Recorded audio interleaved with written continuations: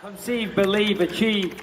This is former UFC middleweight champion of the world, Michael Bisping. Paddy the Baddy here. You're listening to Combat Sports UK. And you're watching Combat Sports UK.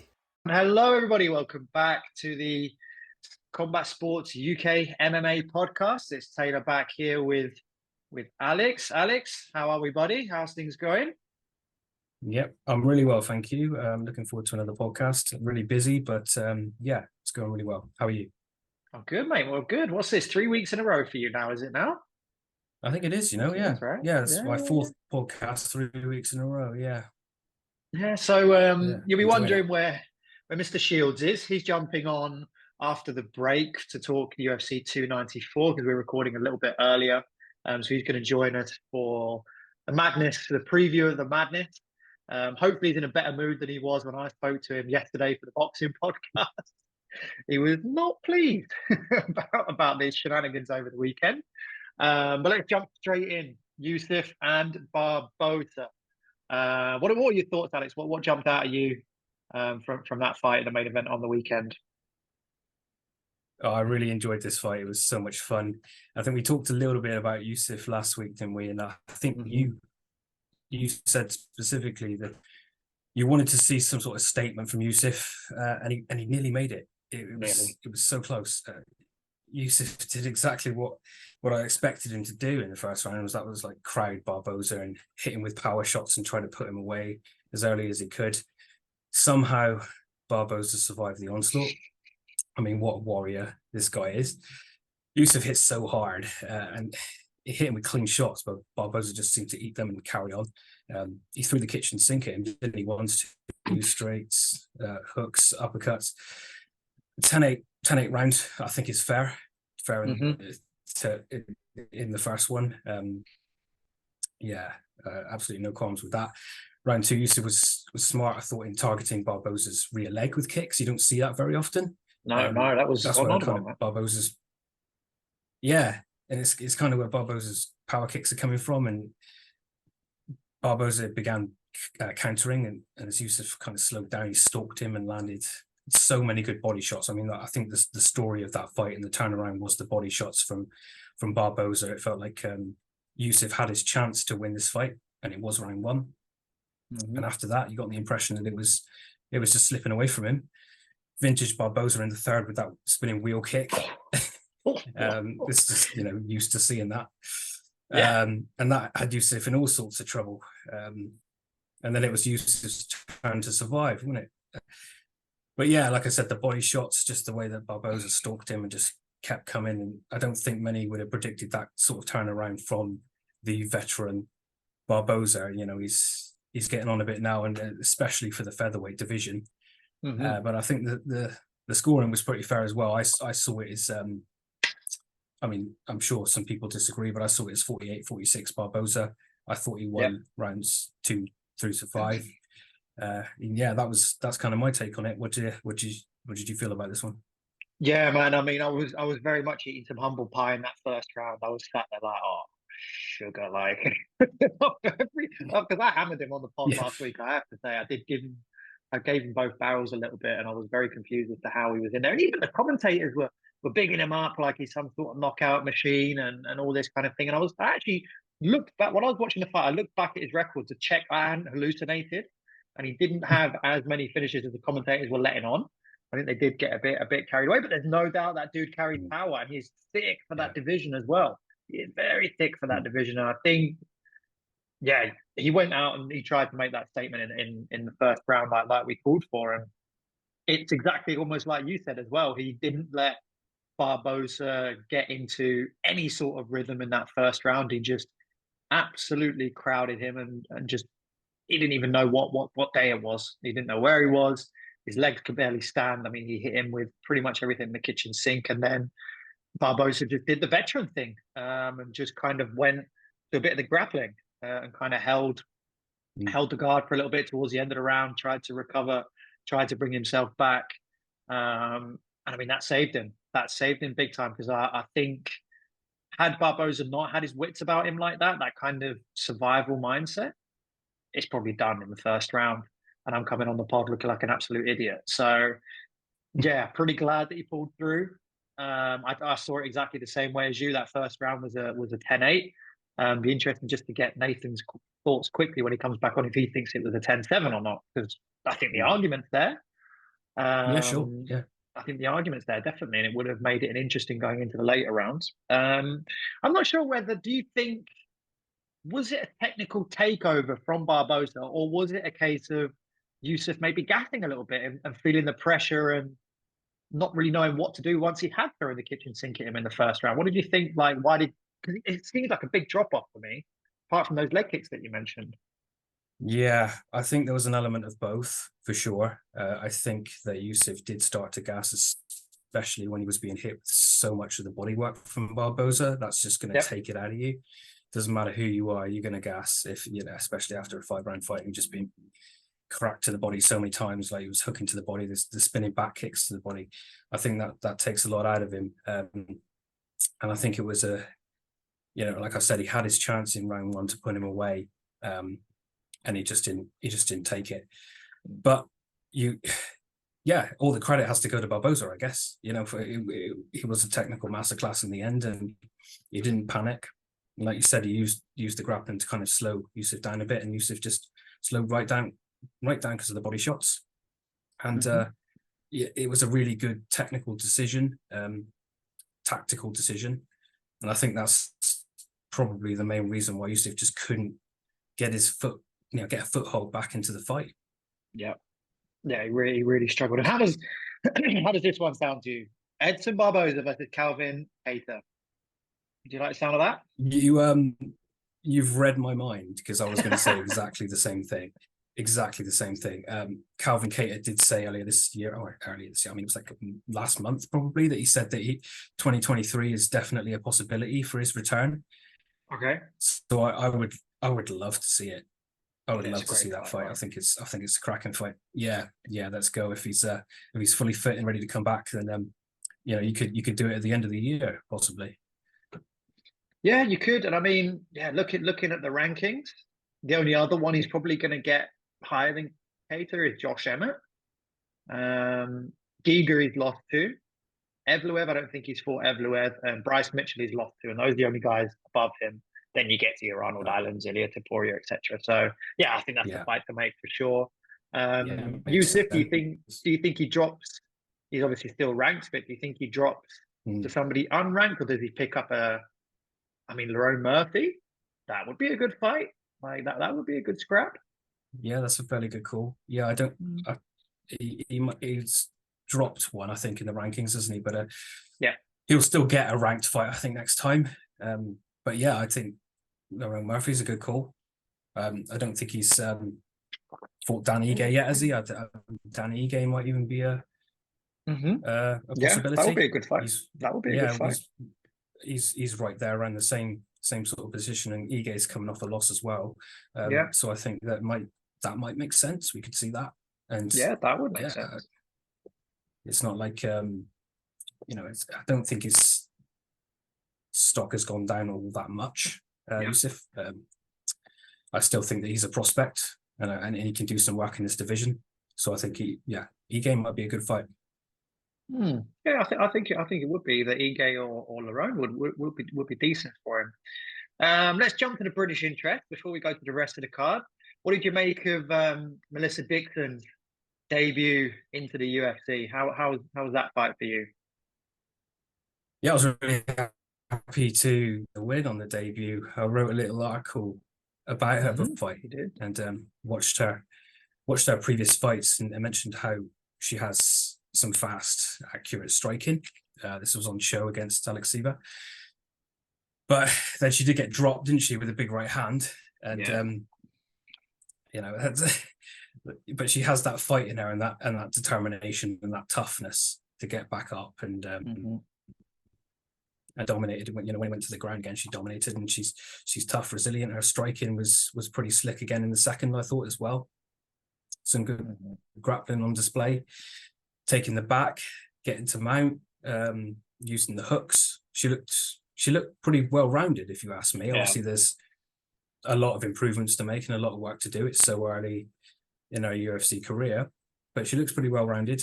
Decent debut for her, and that's 6-0 now. And I hope she continues to improve.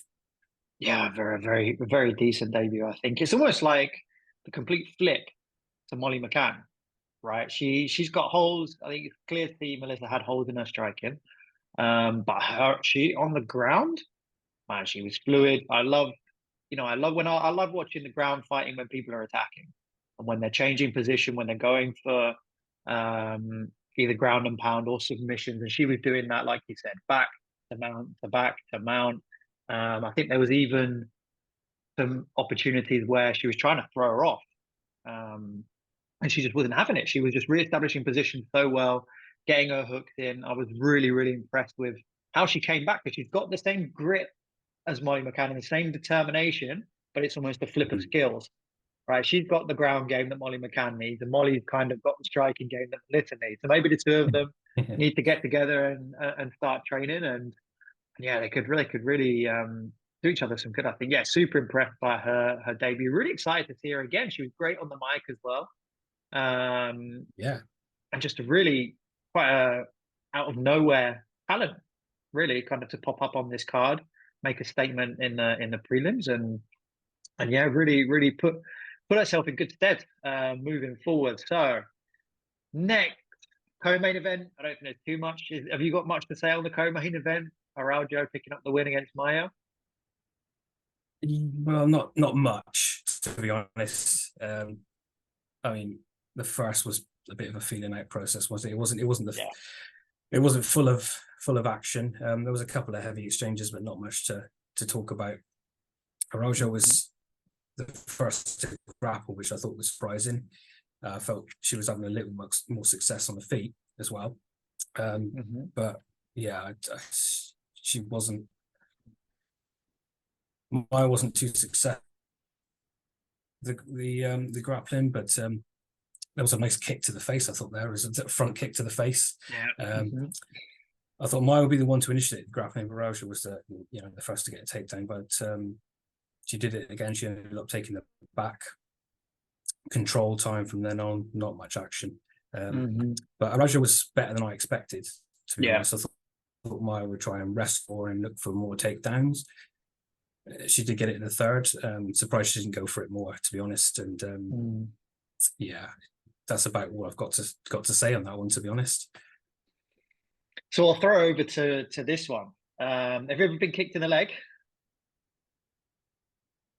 I have, probably not 100%, but even when you get kicked in the leg at 75, it really hurts. Yeah. So that obviously takes us to Jonathan Martinez. Yeah, it doesn't. Yeah, I mean, this was so violent, and just every single kick that Martinez was landing. I mentioned on the last podcast that Martinez and his kicking was a problem. You did, yeah, for a lot of people, and he showed that straight away, like some really powerful, accurate kicks early, and he did it. It was one of those fights where you began to, like I said, like cringe as each one landed. It was really nasty. Don Cruz mentioned, I remember Don Cruz saying that Yanez couldn't get his jab going as Martinez was reaching for that hand in the southpaw, and that was a problem for him.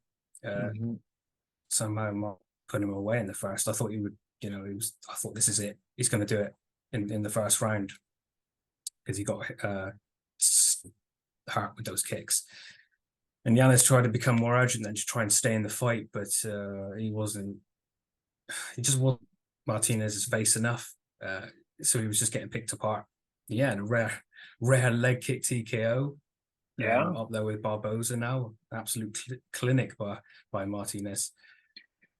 Yeah, it was nasty, man. It was nasty. Even Martinez saying at the end, it was like I didn't want to kick him anymore. Like I just wanted it over. Yeah. Oh, it was nasty. It was nasty. Yeah, it was horrible. Who's next for you? What jumped out on you next? Jumped out for you next with the remainder of this card? I mean, you've got to give a bit of a shout out to Terence McKinney, haven't you? Yeah. He's a finisher. He didn't need a lot of time to get it done here. That's 2 in a row now after losing 2 before that. Yeah. But I feel like with this one, like the UFC gave him an opponent here that he was supposed to kind of beat and set him up nicely for the win. This level of opponent's going to be in trouble against someone as explosive as McKinney.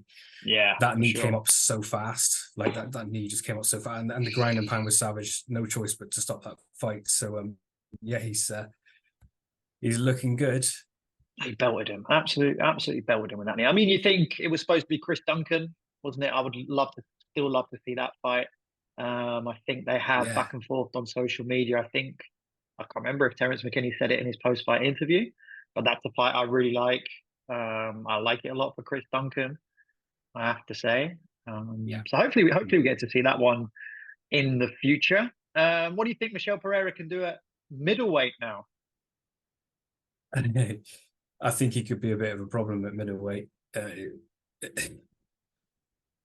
This was a great finish because it was almost like I think it was it like the first punch he threw? Yeah, it's like Pereira kind of led Petrosky into some like false sense of security with all his the footwork and the stance switches. I think he threw like one strike before he landed that bomb, but yeah, he was moving around the octagon, nice footwork, lateral movement, and then bang out of nowhere he lands that massive right hand.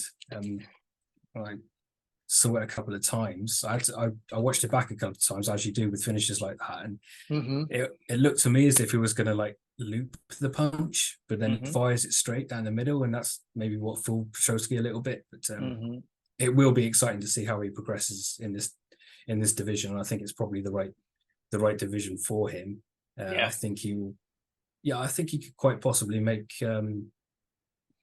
more waves in this division than welterweight. What do you think? Yeah, I think it would be nice to see him a bit more regularly, because he started out quite regularly with when he was doing his backflips and stuff like that. And he kind of got a bit of a run to going at welterweight, got himself ranked. I believe he obviously had the Stephen Thompson fight that he fell out of. That would have been a really good fight to watch. So I'd like to see some consistency from him. That's it really. Just build up a couple of wins with your guys who are kind of just outside of the top 15. Get a bit of confidence. Get the weight, consistent, so he's not having any problems. Because the guy is enormous. I mean, how he even makes middleweight? Looking at him, I was like, what? Like Petrosky looked like a lightweight stood in that octagon with him. Like it was no joke how big this guy is. He's a beast, isn't he? Yeah. He is, yeah. And with that power and that excitement, that explosivity, I like it a lot in the middleweight division, I have to say. And there's some good fights up there for him as well. He's just so big. It's unbelievable how big he is. Other kind of results that happened on the card, obviously Darren Elkin, like we said kind of in the preview before we jumped on.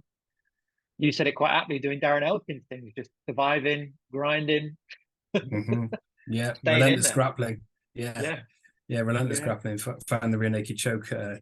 It was inevitable, really, wasn't it? The way that fight was going, he was going to get it at some point. Just just completely ground down TJ Brown. And 39 years old, gets another win. Still going. Him and Jim Miller will be lined up for UFC 300 for sure. You've got to put them on there just for the sake of it. You've got to. Yeah, I would like to see it. So that'll do for our review of Yusuff and Barboza. Stay with us. We're going to come back in a second where we will have a third face or a third voice if you're listening by audio. The one, the only Nathan Shields will be joining us. So stay with us. We'll be back in a second. Watching Combat Sports UK. So welcome back, everybody. And as promised, Nathan Shields has come out of his boxing cave, and he's back now on the MMA pod. Nathan, how are you, mate? I'm all good, mate. Taking the negativity hat off and put the positive one on. I'm all good. There's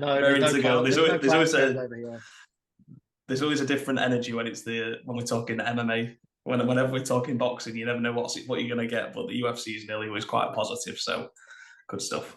This is very true. And we have an absolute banger of a card. It was a banger before.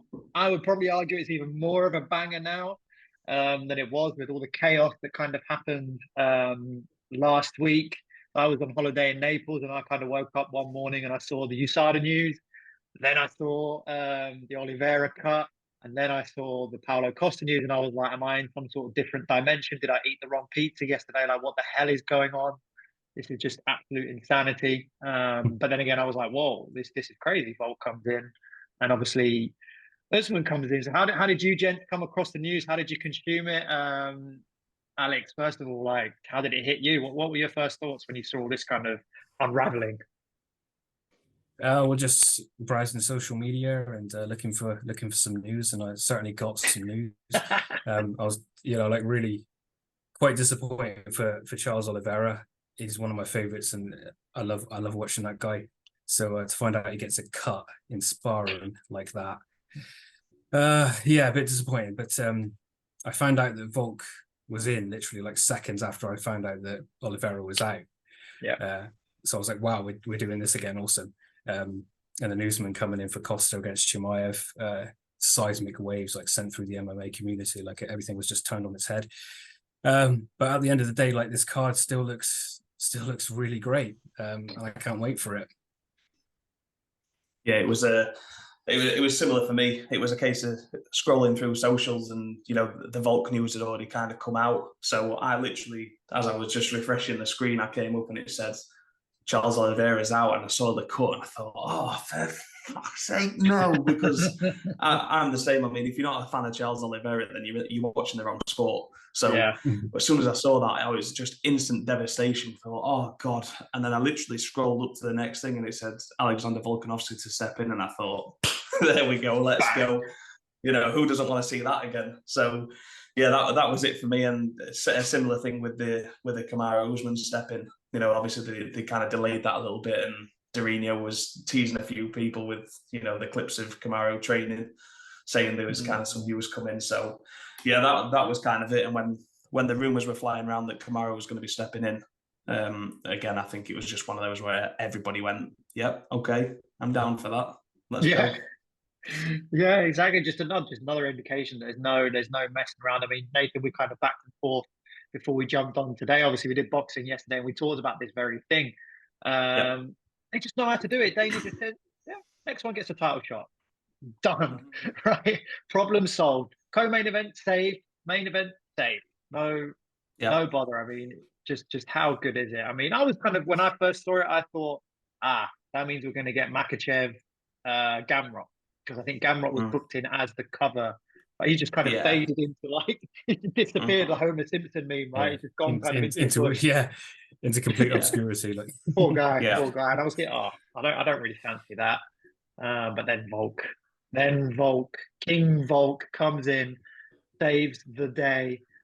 So a little quick survey. Sorry for those of you that are listening. Hands up if you thought Volk won the first fight. That is only me. okay. That is only me. So you two, why did Volk not win the first fight? First one to speak gets in. The floor is yours, mate. Go for it. Sure. Well, I think there were so many questions like after the first fight. I definitely think it was close. And I have watched it a couple of times, and I think parts of the fight were, of course, close. I thought that Volk probably took the third and the fifth. He had a really good fifth round, of course. I think people are talking about, I think it was the second being like the swing round. At first, I thought you could make an argument for Volk, but after the second watch, I think there is only like 2 rounds max that you can give him.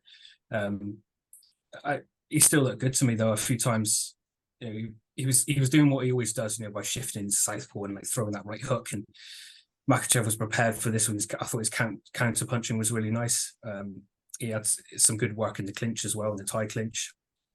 Volk did land some of the nice hooks to the body quite nicely. As I said, he had a great fifth round. But yeah, I had to give it to Makachev, and I'm not angry or I'm not mad at you if you thought Volk won. I'm not going to kick off too much about it, but my opinion was Makachev 3-2.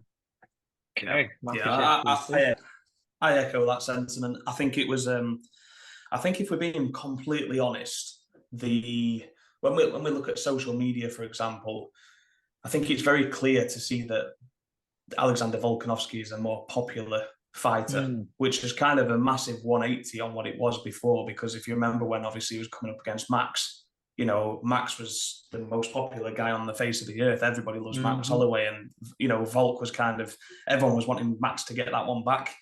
You know, it was nothing against Volk so much, but I think that rivalry kind of swung it that way. Whereas that's done sort of a full 180 from there to now. And I think Volk is such a favourite amongst everybody just because this attitude. I mean, he's had surgery not so long ago, and I just seen today that he's on about still keeping the January date with Taboria. So yeah, it's nuts. It just shows the kind of character that he is. Some people talk about it and some people are about it. And Kamaru Usman and Alexander Volkanovski are those guys. And, you know, the fact that Volk's stepping in, the same as Alex, if anybody comes on and says, you know, we thought that Volk won the fight, I can't make a real argument. I can make my argument, but I would not, again, same as Alex said there, I wouldn't be angry or, you know, have too much of a disagreement if you felt that Volk won it because it was that close. You know, that it was such a competitive fight. It was just moments in each round that kind of swung it. But yeah, I think I'm just excited to see him run it back because it's a bit late in the day. And how will that kind of influence this one? You know, last time round, this was a planned bout, a long time out. Both guys had time to prepare. I suppose the benefits of the rematch is you don't necessarily need the time to prepare. If you're in shape and you're raring to go and you've spent, you know, the 25 minutes with the other guy already, you don't need that full camp focus on how to beat them necessarily, especially for Islam. Yeah, I mean, yeah. For me, I gave it Volk. I gave it the other way. I gave it 3-2 to Volk. I just thought in those moments where Islam in the grappling, he didn't do any damage, and I think if over the course of the rounds, there's two obvious rounds for Islam. I think that the two rounds that Islam wins are obvious for obviously Islam's round, especially the fourth. That's where, you know, he's in the body triangle and Volk's just rabbit punching him. I think, you know, you look at the end of the fight, you look at the last round, Volk absolutely smashed the last round. And I think he picked it in the first as well because of, they both knocked well. Volk rocked Islam and then Islam rocked Volk. But so that you're kind of looking equal on damage there. But I think in the run up to both of those and in and around it, Volk did the better damage and he started better. He did okay in the grappling. There was more against the fence and he kind of kept Islam off of him, which everyone was quite surprised about. So yeah, that's why I kind of gave it towards Volk because I think the overall damage, you know, Islam had it in flashes, but I think Volk had it more consistently across the fight. And that's where it becomes so fascinating going into this rematch because, like you said there, Nathan, right?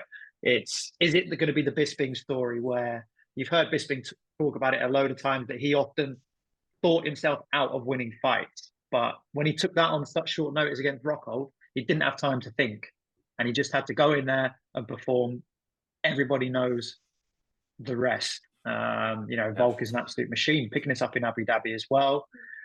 How do we see it going? What's the thought a few days out now? Do you lean towards that side of he's going to play against Volk, or yeah, what are you thinking, Nathan?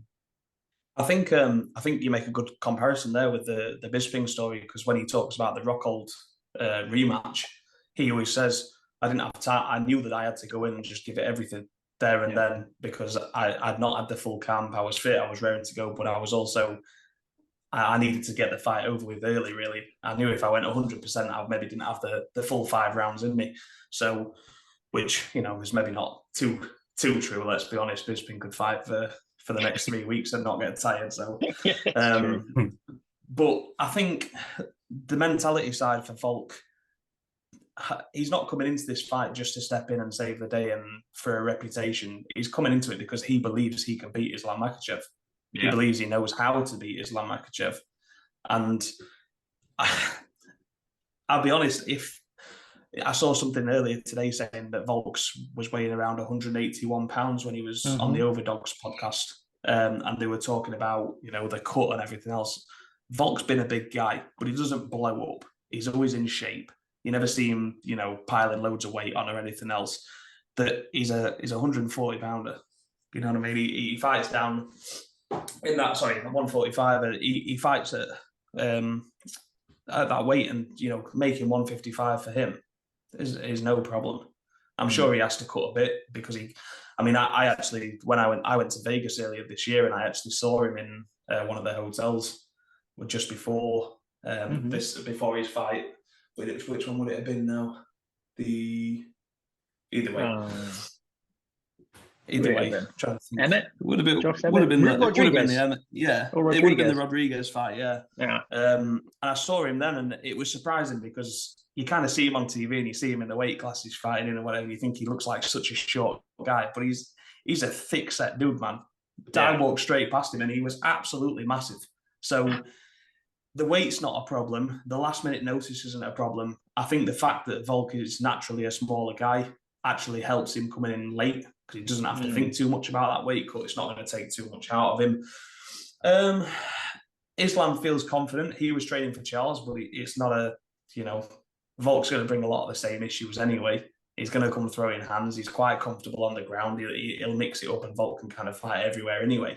So if I had to make an early prediction, I'm probably going to say that Volk gets this done.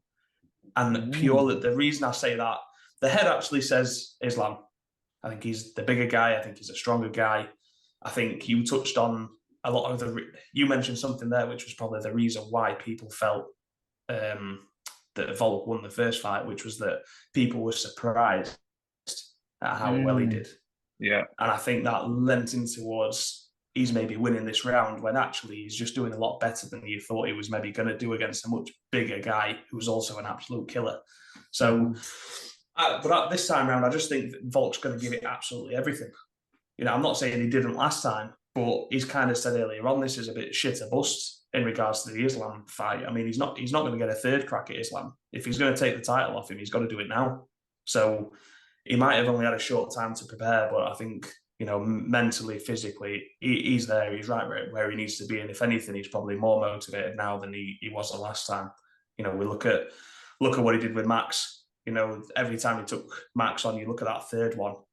Nobody's beaten Max Holloway like that for a very, very long time.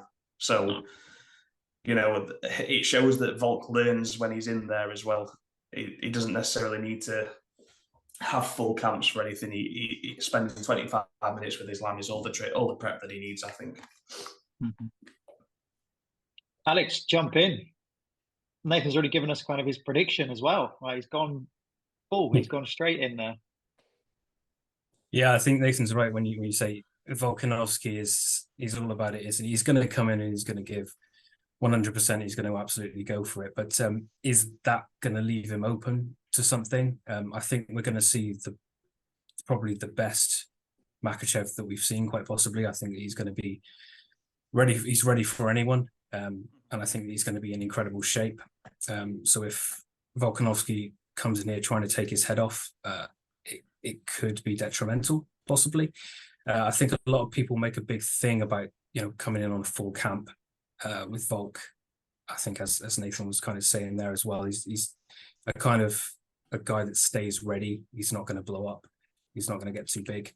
He's not going to enjoy himself too much. I'm sure he was a little bit, but I think the short notice fight isn't going to make a huge difference. But I mean, on the other hand, though, it might have been nice to see it, both guys on a full camp when you consider it's like pound for pound, 1 against 2. And this is probably, if Volk doesn't get it done here, we might not see it again, at least for a very long time. So I'll chuck in my prediction as well. I think Makhachev might win here again. I can't decide whether it's going to be a decision or a finish. But what I will say is that I think there's more of a chance that Makhachev will find a submission. I think it might even be a greater chance this time around. And you can never count Volk out, of course. He'll be getting ready and dangerous, but I believe wholeheartedly that he will believe wholeheartedly, that he can do this. But I think that Islam is going to be even more dangerous this time around, and I don't think Volk should go into it overly confident that he's going to get a finish or anything like that. Do you think that the short notice fight aids Volk, Alex, insofar as, I don't know how many it is off the top of my head, but he's had 5-rounder after 5-rounder after 5-rounder after 5 for a long period of time now, and that's a lot of training camps going into 5-round camps. And again, if we refer to Bisping, he speaks about it all the time, saying to do the same thing training for a 3-round fight as a 5-round fight, it's just more of it. It's a longer, more detrimental camp, really, because you're prepping for that 25 minutes. But for someone like Volk, who's got that engine, who doesn't tire, and has maybe not had to spend all that time in camp, do you think that could aid rather than hinder? Yeah, you've got to consider that, haven't you? And you look at Adesanya, for example. I think we all were on the money with that one, and we realised that he was probably, taking on too much camp after camp, fight after fight, and he's now said that he's going to take a break, and he thinks that that's what's best for his career, and fair enough. But I'm not sure if Volkanovski's like at that point yet.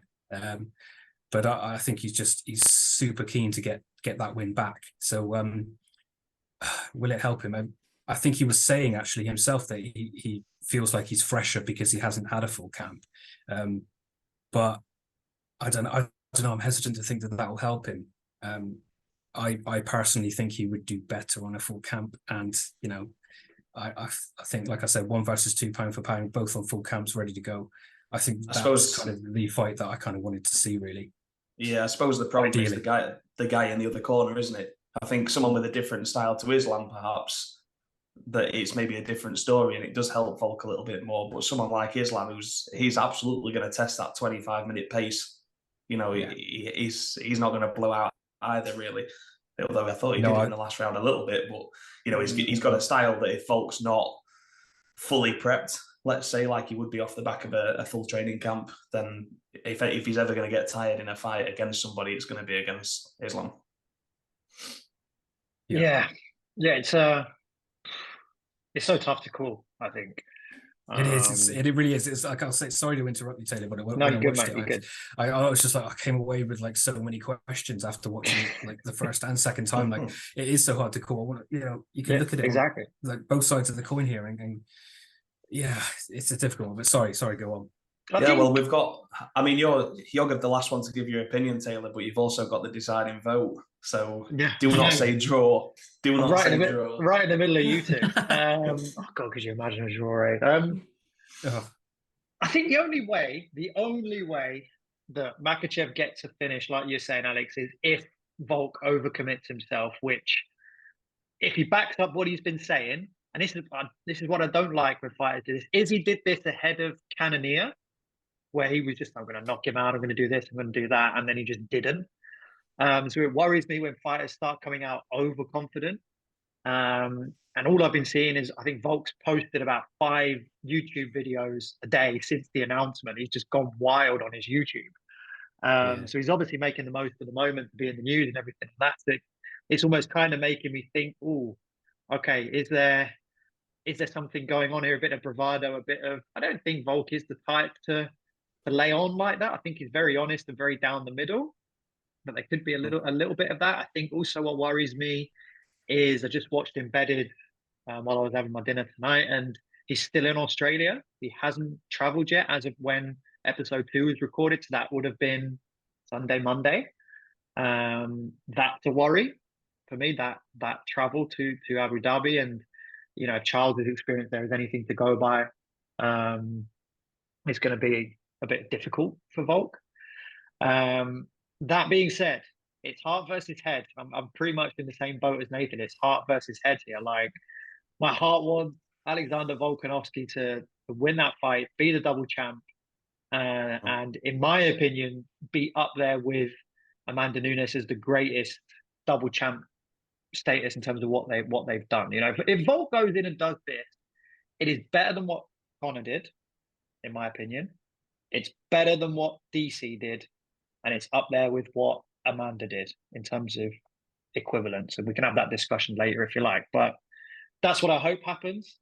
What's in my head is happening is that Islam is going to grind him out. What I really thought about, and I thought about this when I was writing the article about Kamaru Usman, was when Masvidal came in on short notice against Usman.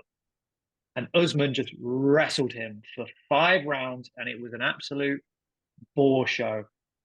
I can see something like that happening again because the Abu Dhabi crowd are going to be pretty patient with Makhachev. He's their boy, so he's not going to get the boos and he's not going to get the crap and everything. I don't think he could submit Volk. I think we saw that in the first fight, unless Volk makes that mistake, guillotine or something. But then again, Volk's unchokeable, so who the hell knows? I have to get off my fence. I'm going to get off my fence. I'm going to go with my heart. I'm going to put the vibes out there. I'm going to say that Volk is going to become the greatest double champ. Yeah.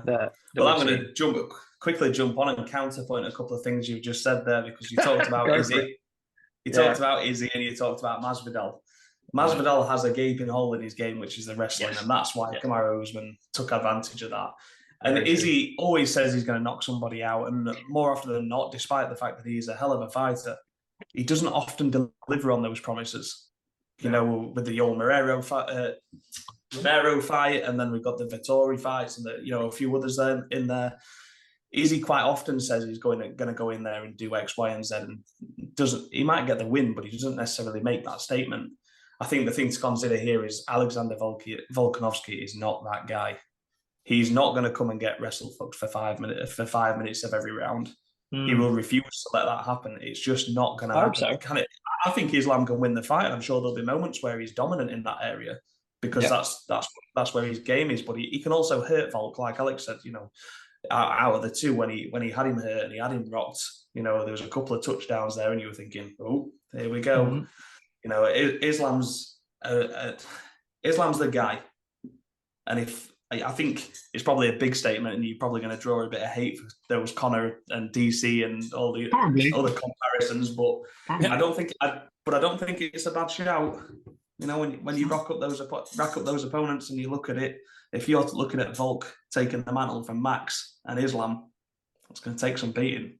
It's going to take some beating, and he's defended. But anyway, that's a conversation for another day. If Volk does it, we'll have that conversation, I think. Speaking of articles, obviously, I've got Usman coming out. Alex, you've got Volk coming out this week. And Nathan takes us nicely into the co-main event. Khamzat Chimaev and Kamaru Usman. You've got Khamzat coming out this week. What are your assessments of him going into this fight? I actually think this is a much better fight than the Paulo Costa fight. And I know that might sound strange given the fact that Kamaru Usman is not naturally in this weight class, but I think style for style, Paulo Costa hasn't really shown us much of late, and we haven't seen him in a long time. And Khamzat has also been out for a long time. And yes, we've got a Kamaru Usman who's at the back end of his career now, and yes, he's taking it on late notice, but his strengths are Khamzat's strengths. Sure, Khamzat's probably the bigger guy, possibly the stronger guy. But I also watched Gilbert Burns have an absolute slugfest with Khamzat. And I know MMA math doesn't work like this, but Kamaru Usman ended Gilbert Burns relatively early when the two faced off. And I know it doesn't work like that, but I think this is a cracking fight. I mean, we are really going to find out in this one whether Khamzat is who he says he is and who the UFC are propping him up to be, and whether he is the next king of the division. But if he's going to beat Kamaru Usman, I mean, I think Leon Edwards is massively underrated. I think people looked at those wins and they said, well, he got lucky with a head, not lucky, but, it was a kick from the gods in the first fight. And then the second fight, people were saying, well, Kamaru's got no knees now and he's had all these injuries and he's past his best. But no one was saying that when he was on an absolute tear through the division and beating everybody twice. You know what I mean? Kamaru Usman's a top athlete and a top guy who I was never really a fan of until he started falling in love with his hands a little bit. Yeah. So this could be an absolute barn burner, mate. I'm really looking forward to it. If I had to, again, I'll just chuck my pick out there and then I'll throw it over to one of you guys to put your input in. But I think Kamaru Usman gets this done. I really do. I don't think that Hamzat necessarily has the gas tank to go the distance with Usman if the pace is violent. I think when we saw the Gilbert Burns fight, I thought Hamzat actually, if that had gone another 2 rounds, I think Gilbert Burns would have finished Hamzat. I really do. So it's an interesting one, but what's your thoughts on it? If the pace is violent, I just wanted to pick that up. That is a brilliant statement. If the pace is violent, go on, Alex. Go over to you, mate. What do you think for this one? I'm back. Sorry, I might have lost you there for a minute, so I apologize if I've said something that Nathan's already said. But yeah, for me, this is definitely a better fight. You know, you had that kind of entertainment factor with Chimaev and Costa going back and forth, but you know, Chimaev and Usman have also gone a bit back and forth. There's a little bit of beef there, and so it'll be really interesting to see what Usman looks like up a weight class on short notice. And yeah, like I said, I think if you look at it skill wise, Usman is the better fighter than Costa, and yeah, I think it's a better fight. And I don't buy into the fact that, you know, I've been hearing a bit of chatter that Usman might be on the decline right now. Again, you know, talk about his knees and his age, and you know the fact that he lost twice to Leon Edwards, and I agree. I think he's underrated. He is just that good, and I think that's why he beat Usman. So before those fights, Usman was looking unbeatable, wasn't he? He was so dominant until that head kick that changed everything. If that doesn't happen, is he? You know, my gut tells me that Chimaev could do certain things to Costa much easier than he can do to Usman. But again, you have to consider that he hasn't had a full camp. It is an intriguing fight. I think we'll see a bit more grappling in this one. I think more wrestling than we saw in Chimaev versus Burns. I think there was an element of, like, from both guys who wanted to stand and trade there and maybe prove a point, that they could, you know, take each other's heads off. And as in that fight, though, it's going to be difficult for the guy to get one to the mat, get the other one to the mat in this one. But I think we might see some wrestling against the cage. Also, I think we will see a bunch of striking too. I can see both guys displaying their striking skills often. And I think it will look cleaner than we saw in Chimaev's last fight against Burns. I feel like it turned into somewhat of a brawl. I think this fight will be more technical. Experience is going to play a part as well. Usman's experience over Chimaev, but it's so difficult to call. But Nathan brought it up there, and it's a really good point. Is Chimaev going to gas? And that's why I am actually leaning towards Usman too, and I think I might have to pick Usman, because I think that, again, I agree with Nathan. I think Burns probably puts him away if it's a 5-rounder. But yeah, I think Usman might have enough to kind of surprise everyone, because I believe Chimaev is the favourite here, isn't he? Odds wise. So I think that Usman might just have enough, and he's going to surprise a few people. When's the last time we got Kamaru Usman and Alexander Volkanovski as underdogs? Yeah, it's a nice little accumulator if you can put that together. Nice little pair. So I wrote the article on Usman, just finished it up this evening, and that'll be coming out tomorrow. And I made similar arguments to what you guys are talking about. Actually, we kind of had similar points in terms of our thinking, the questions about the knees and everything like that. I feel like we've been asking those questions for about 5 years, to be honest. I feel like since that first Colby fight, it's almost like everyone's always doubted Usman in a weird way. I think apart from maybe the Burns and probably the second Masvidal fight, everyone always had a question mark about Usman, but then everyone was always also asking, is he the GOAT of the division? It's a really weird balance with Usman. No, I don't really know where the MMA world sees him, and I've kind of made this point in my article. Now, this is a challenge. Like, up at middleweight, we know kind of what Hamzat looks like at middleweight. We don't know what Usman's going to look like. He'd always flirted with it, but obviously with Izzy being the champion, they didn't want to fight each other, the Nigerian bros. They didn't want to fight each other, so we never really saw that. Now, I think there's a fire under Usman. I think this is exactly what he needed.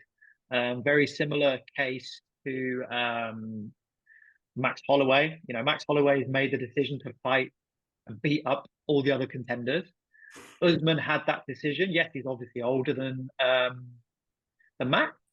Usman had that decision, and I think this opportunity has come up, and he sees that with two hands. And I'm going to make it a hat trick. I'm going with Usman as well. I think a 3-round decision.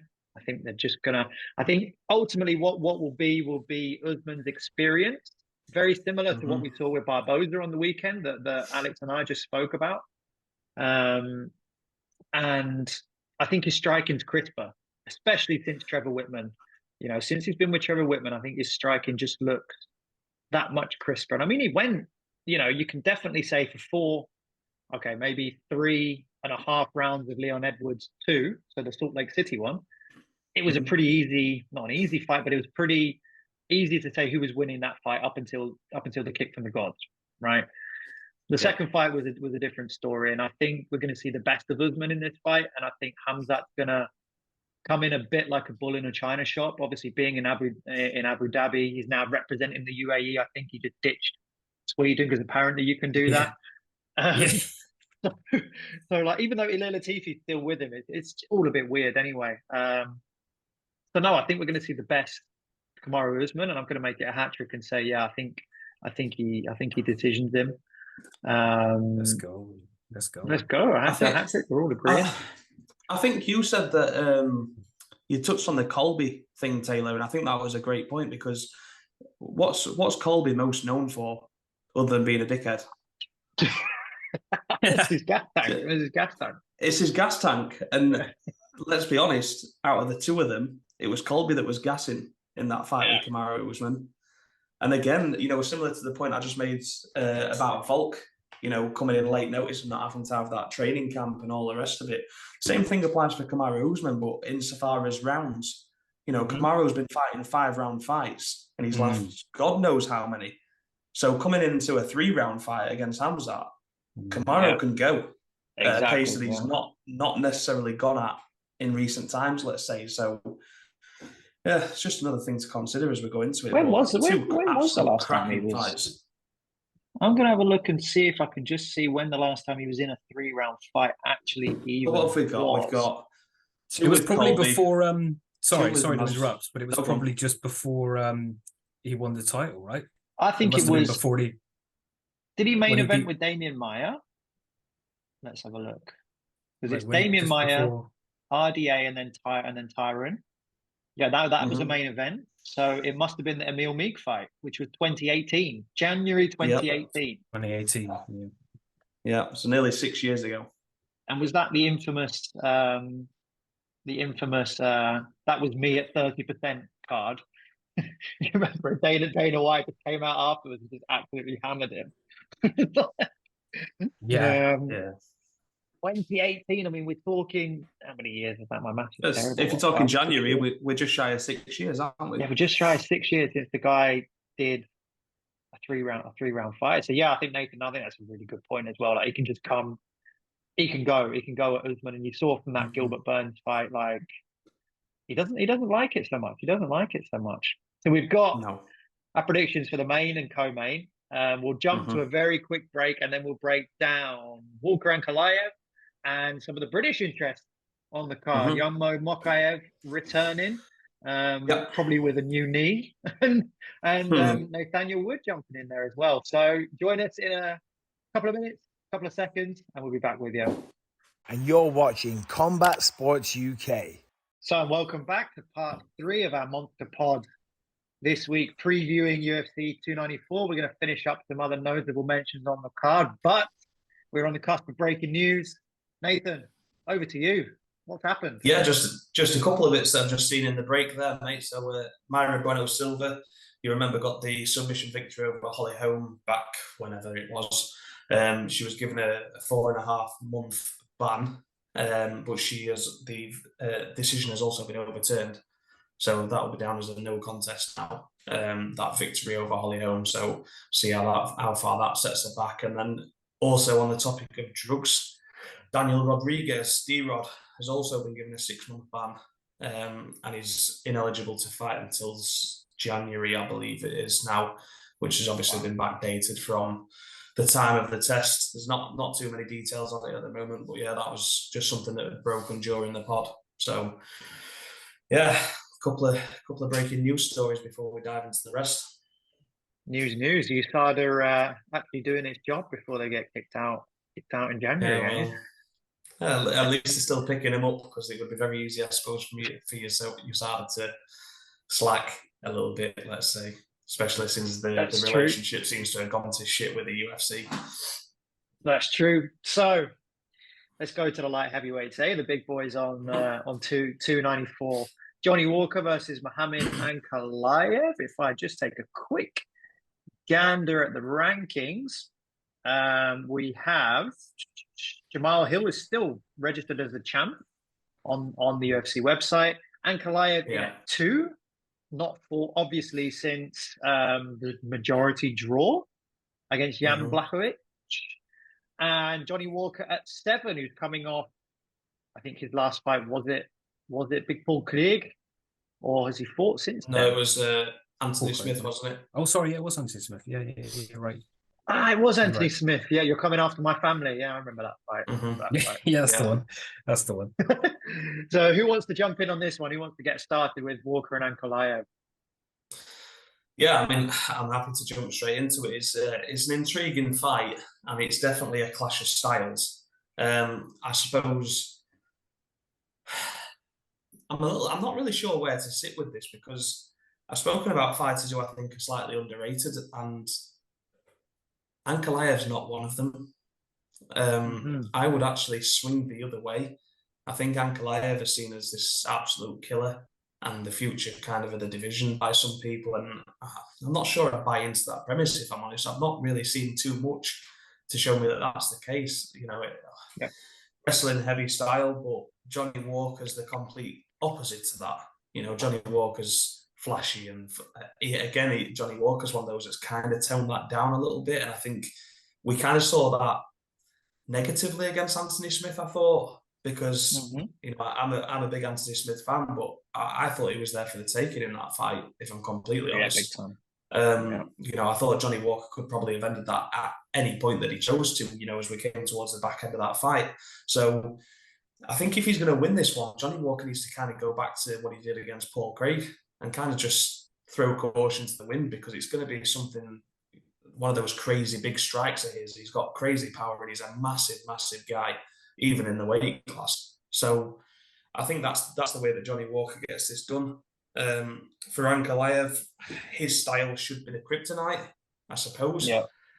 But Johnny Walker, I've not got the record in front of me, but I'm sure he's got a couple of submission victories as well. And Ankalaev down there, Paul Craig caught him, and there's a couple of other situations there. So it's an intriguing one. Definitely an interesting clash of styles. I think I would probably lean towards Ankalaev, because I'm just not sold that Johnny Walker's quite come on as far as maybe it seems that he has. He's got some good wins there. Anthony Smith, Paul Craig, we mentioned them. But Paul Craig's changed weight class. Anthony Smith, I don't necessarily say this or agree with it as such, but there's a lot of people saying that he's shot now, and that's kind of, a long career coming to its tail end. So I'm not sure whether that stacks up as Johnny Walker really stepping up to a newer level, or whether it's just a case of he's just caught guys at the right time. Yeah, so Walker's got 3 submissions on his record, the most recent of which was against Ion Cutelaba, which he got by a rear naked choke, which started this 3-fight win streak that he's on, that brought him to this kind of precipice, his biggest opportunity. Alex, how do you see it going down for him?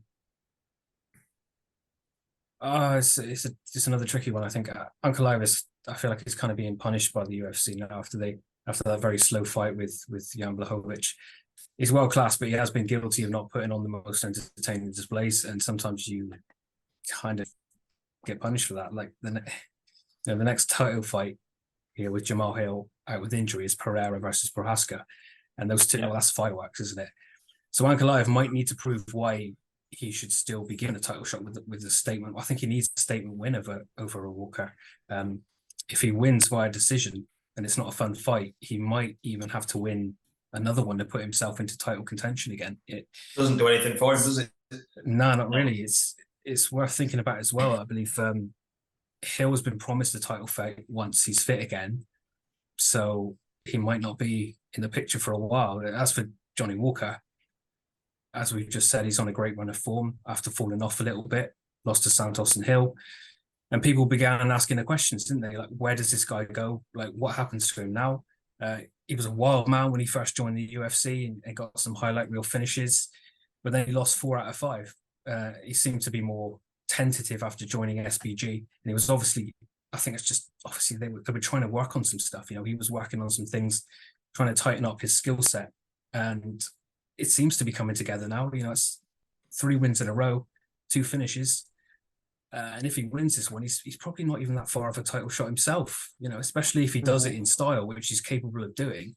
But having said that, I think the most likely scenario is that if he does try something, Ankalaev's going to be able to control him. And I hope we don't see it, but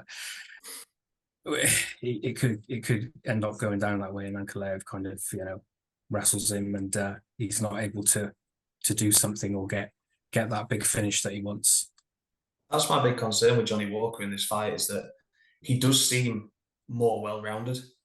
He does seem like he's developing that skill set. He's becoming a better all-around fighter, but I think he has to shit a bust in this fight. I think he has to go for it, because I think if he tries to kind of show how far he's come and be well-rounded and just kind of point score against Ankalaev, I think he loses the fight. But we'll see. Yeah, but it's worth looking at the 2 finishes that he's had in the last 3 fights. I mean, I think that is fairly interesting. But yeah, I completely understand what you're saying. But 2 out of the last 3 wins finishes, I think that's worth thinking about. So I mean, I'm really struggling to see this other than an Ankalaev decision, to be honest.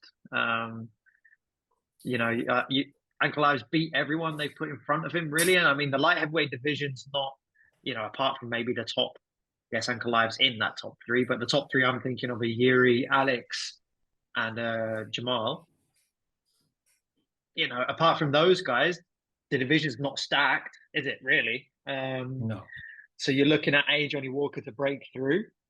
Other than that, yeah, you're struggling a little bit. So you can't really look at Ankalaev's resume and say, oh, who's he beaten type thing, because there hasn't been the people to beat. I mean, Alexander Rakic is kind of a bit of a forgotten man in the division, who when he's on, and he's a real problem for everybody in that division. But he's been injured for, I don't even know how long now. It's about 18 months, isn't it? That he's been a long time.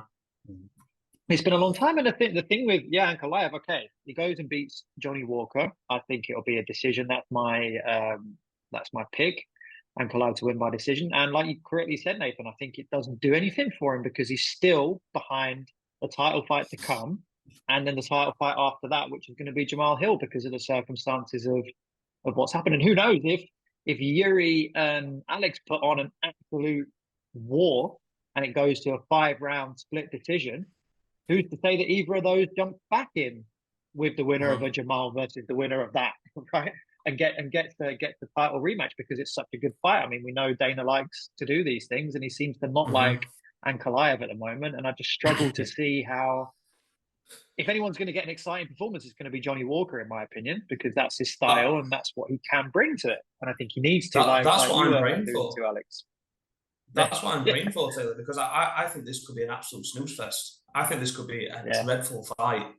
Yeah, if you're gonna make a cup of tea, do it now. Do it during that fight. Do not miss the co-main and the main event. But you know, if you've got something to do it during this one. I think, because if Johnny Walker doesn't get a big, exciting finish or a dramatic finish, I see an Ankalaev points win and just another boring fight. If I'm honest. Yeah. It's the most likely outcome, isn't it? And I think, it's like I said, Ankalaev, I think, needs to do something big as well. You know, I really think he needs to kind of make a statement here to put his name back into the title picture. But I can't personally see it. No. Yeah, no. So where are we all going? I'm going obviously Ankalaev decision. Nathan, where are you going with this one? Same. Same for me. Same, Alex. Mm-hmm. Yeah, I'm going to have to go with that. I really want to say like Johnny Walker by flying knee, but I think I'm going to have to to stick with you guys. I'm going to say Ankalaev with big decision as well. Hopefully, it's the new fastest knockout in the UFC history for Johnny Walker. That would be the ideal outcome. Could you imagine he just Jorge Masvidal's him? Could you imagine? Get it over, get it out of the way, and get Kamaru Usman. He hams that in there. Yeah, exactly. So sandwiched in between that and kind of our next talking point, according to the Tapology page, is Ikram Aliskerov against Wally Alves, which is going to be middleweight, and Saeed Nurmagomedov and Muin Gafurov, which is at bantamweight. So then we go to our little man from Wigan, the pie-eating Dagestani that is Mohamed Mokaev, coming up against Tim Elliott. I mean, I don't know about you guys, but I am really excited for this fight. This fight for me has got fireworks written all over it. Tim Elliott always brings it. Mohamed Mokaev is, he's like a bag of cats, isn't he? Really, he's just all over the place in his fights, and he really, really goes for it. If he's not getting his knees pulled off, he's flying kneeing people in his UFC debut and all that kind of thing. I think he's had one bad fight in the UFC so far. The rest have been pretty banging. I'm just super excited for this fight. How about you guys? Are you hyped for it? Go ahead, Alex. Yeah.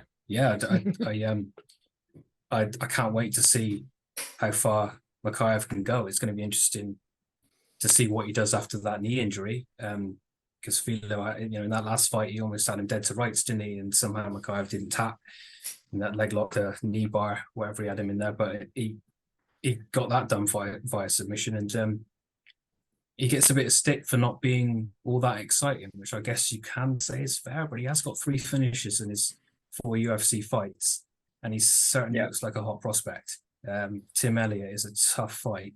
It's a step up, even though Elliott is a veteran. Elliott has he's got a really good resume. It's a proper test. His resume might be good, but he has lost in the big fights. He's lost to the likes of Royval, Figueiredo, Askarov. So I think we might see another Mokaev submission here, actually, and hopefully he's all right after that knee injury. Yeah, I think, I got it same as kind of what you're alluding to there, Alex. I fetched up Tim Elliott's record, and as I look through it and I look at the big fights on there, the loss of John Dodson, Joseph Benavidez, Demetrius Johnson, Davison Figueiredo, Askarov, Brandon Royval, and Mateus Nicolau. Now, don't get me wrong, they are all killers in their own right, but I think what we're seeing there is that when Tim Elliott takes on somebody that is just at a level above, that's what it proves to be. He's capable of having great fights with great people on the same level. What we need to know is, where is Mo Mokaev's level? Because he's a young kid, he's got bags of potential. As an amateur, he's done it all. He's trying to round out that skill set, and I have no doubt whatsoever that at some point he will fall in love with the hands.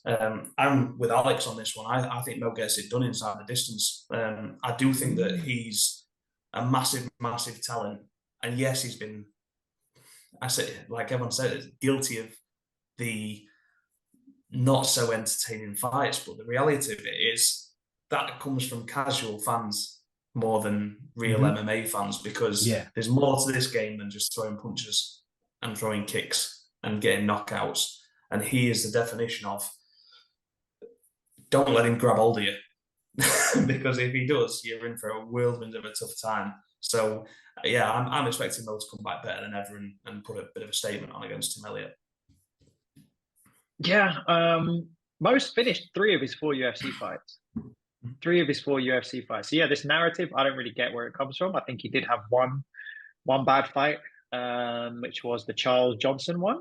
And then he's finished the other ones. That's a great record for anybody coming in. He's obviously 9-0, and he's talking about being the youngest ever champion. I think the statistic is he needs to do it by March next year, something like that. It is running out of time. It's not going to happen. The injuries have bit him in the arse a little bit there. Yeah.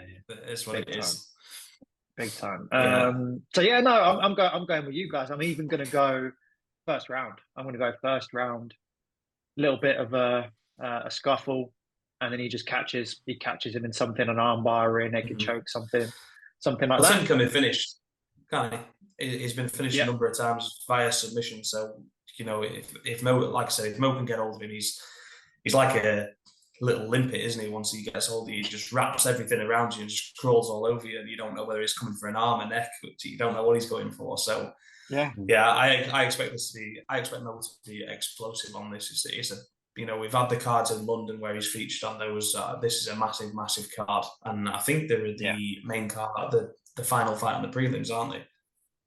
They're either that or the opening fight of the main card. I don't know if it's. I think you could be right. Earlier, I think it's the final fight of the prelims. So lots of eyes on him. Great spot to be in there. From the state side of things as well. So I think it's the ideal opportunity for him to go out and make a real statement. Yeah, and just to obviously, if he does pick up the victory, before we move on to Nathaniel Wood, who would you like to see him call out? He's got a big mouth, so he probably will call someone out. Where would you like to see him go next in that flyweight division if he can pick up the victory on Saturday? Whoever. I think he might go for Manel Cap. Oh, really? I know that the only reason I think he maybe wouldn't is because he's had some beef with Cap in the past, hasn't he, over socials and stuff. I've seen that, so he's not one for keeping his mouth quiet. No, he likes to get into it with quite a lot of people, but the only reason he wouldn't is because you would expect that the UFC are going to go Kai Kara France, for that fight with Manel Cap. You would expect that to be the next one. You would, for those. But if Mo's got aspirations of getting this title, even if he's not going to make the deadline, if you like, he needs a massive fight against a massive name, and I think it'll be someone high up the rankings that he's looking at, I think. Any different thoughts to that one, Alex? There's two faces. There's two faces there of guys that are reading the rankings. Yeah, exactly. I had a name in my mind, actually. If you got a name in your mind, go for it. No, I was going to go Kai Kara France. I think that'd be a tremendously good fight. Obviously, like Nathan said, he's got the beef with Cap, so that's obviously the one everyone wants to see. But hey, Mo Mokaev, Kai Kara France. Woo! I like the sound of that. I think that'd be a really good fight. Might call out the former champ. Brandon, yeah, could do. That would also be a fantastic fight. Don't think he gets it, but don't be surprised if he goes for it. Yeah. Probably would. Alex, any names you want to throw in there that you'd like to see him next? No, I would love to see him call out someone up the rankings, like Cap or Kai Kara France. I mean, we like Nathan said, we probably will see Kara France against Cap next. But yeah, I think it would do him a lot of favors if he was to make a big call out and really go for it here, because I think he's got all the potential and he can do it. So either one of those fights would be sick. I'd love to see it. Yeah. So over to our guy Nathaniel Wood. To be honest, I'm really disappointed that he's so far down the card. In London, he was third from top. Now he looks to be second or third from bottom. I don't really get, unless they're going to change up the placings of the fights. I think his fight against Andre Fili has earned him at least main card opener, could be, but I guess you're kind of throwing it to more local guys. But main card opener or something like that, you switch him and Mokaev around. I don't really get it. How are we feeling about Nathaniel Wood going into this fight, Alex?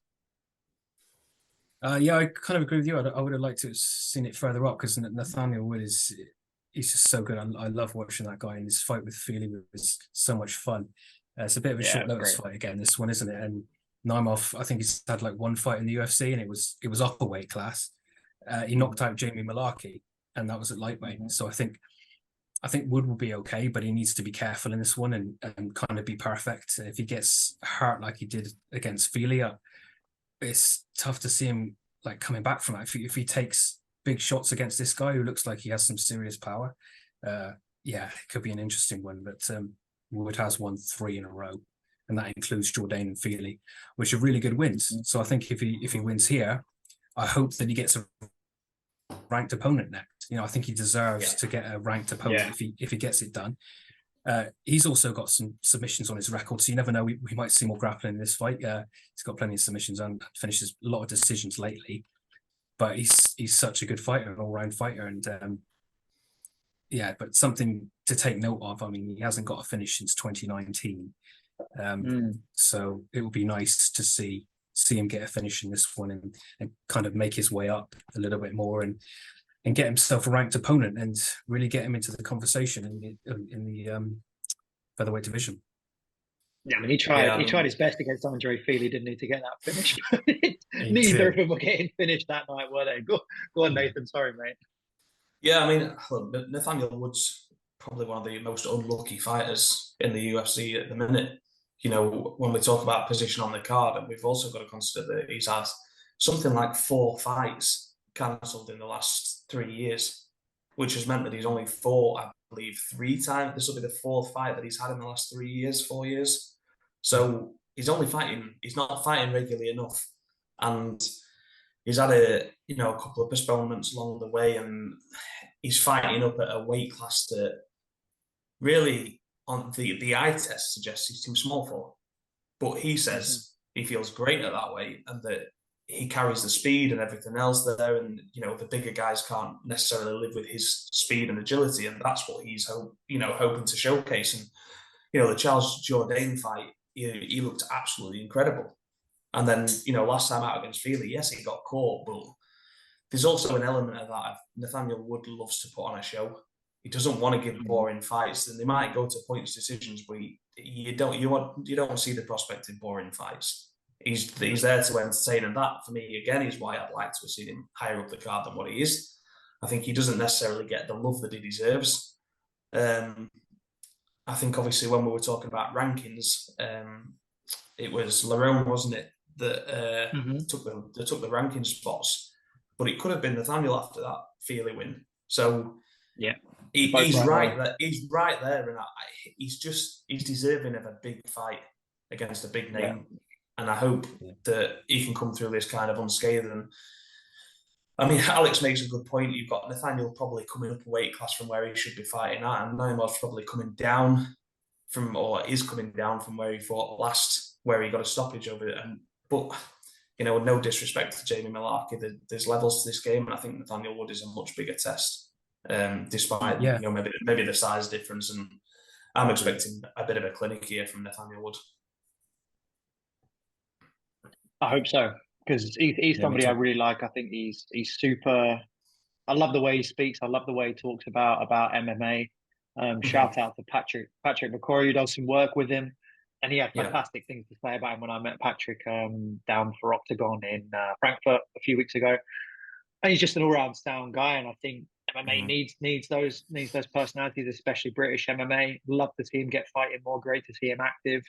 I think if he doesn't get a ranking off the back of this, because sometimes they do, don't they? If they put on a good performance, they throw them at 15 or whatever. Then he's got to get a ranked opponent next. So just excited to see him on there. Gutted he's a bit further down the card than I think he should be, but it's an exciting one nonetheless. Like we said with UFC cards in the boxing show yesterday, Nathan. Right, they're good from bottom to top, from top to bottom. They're good. You get a good scrap, good fights.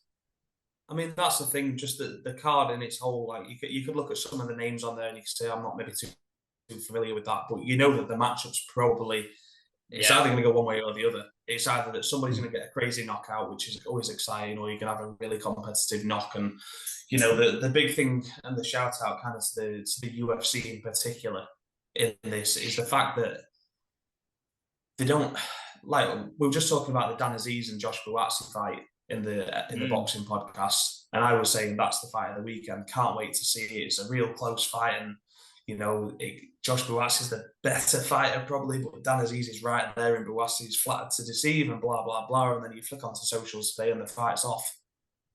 Yeah, and that means the whole card's off. And the reason the whole card's off is because what we were touching on yesterday, Taylor, which is there's not that much else on there. Exactly. We talked about the co-main event, and that's it. From that point down, you don't bother, and that's the problem with boxing. Whereas if you look at MMA, you could probably keep this card on. You'd have to change it from being a pay-per-view card, but you could probably headline with Johnny Walker and Ankalaev with the names they are if you lost the co-main and the main event. Do you know what I mean? That's the kind of strength and depth in these cards, and the fact that you've got Kamaru and you've got Volk willing to step in and put everything on the line, if you like.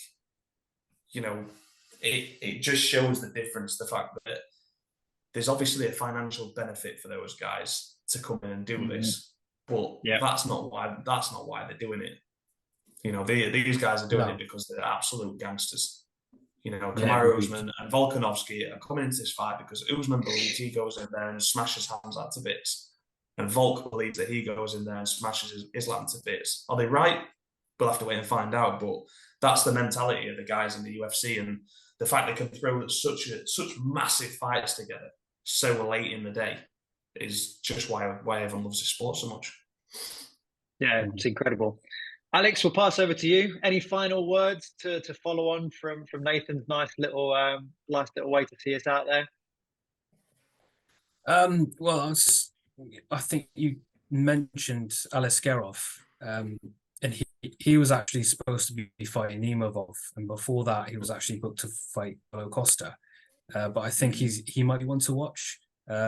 He's had one fight in the UFC where he starched Phil Hawes, but there's quite a bit of hype building around this guy. His only loss on his record is to Chimaev, and that was in Brave. It wasn't even in the UFC. But Warley Alves is coming in to fight him, and he's moving up, I believe, to take this fight at middleweight. And I think that he gets completely run through by this guy, because I've watched a bit of Aliskerov, and it won't be long before Aliskerov is a ranked guy and moving up the division. So the UFC definitely rates him by the looks of it, because they wouldn't be giving him opponents like Costa and Imavov like off the bat. So he might be one to watch there. So I think I just can't wait for this card. It's going to be so much fun. I can't wait either. You got Haynes's hot tip there, so there's a nice one to see us out. Gentlemen, thank you for jumping back on and bringing the band from episode 1 back together. We're 6 episodes old now, so I'm sure we'll be back in a couple of weeks for November 11th. Happens to be my birthday as well, my 32nd birthday. So we'll be back, the three of us, for that card. So in the meantime, we've got articles coming out Wednesday, which will be today. The podcast is released. Wednesday night, we've got the articles coming out for Mokaev, Usman, and Chimaev. And then Thursday, we're going to have the main events of Volk and Islam. Long live King Volk. I don't care what you say. Naysayers, haters. So go check out the website, check out the YouTube. Lots of interviews and stuff coming up. And as always, like and subscribe. And please jump in the comments. I will second on what Nathan said towards the end of the boxing pod yesterday. Jump in the comments. We'd love to hear your prediction and see if you can outsmart us, because we agreed with quite a lot today, apart from the main event. So we'll take it from there. Right, lads, enjoy the fight. Absolute pleasure to be on with you. We'll be back next week as usual to review all of this and preview. I think, no, it's not the Jayton Almeida fight. After that, is it? It's a week's break, if I'm not mistaken, the Sao Paulo card. Anyway, that'll be on at some point, and we'll be here to talk about it. So Nathan, Alex, thank you both very much. Have a wonderful evening, and we'll catch you both next time. You too, mate. Thank you, everyone. Enjoy it. Thank you. Bye-bye. Cheers.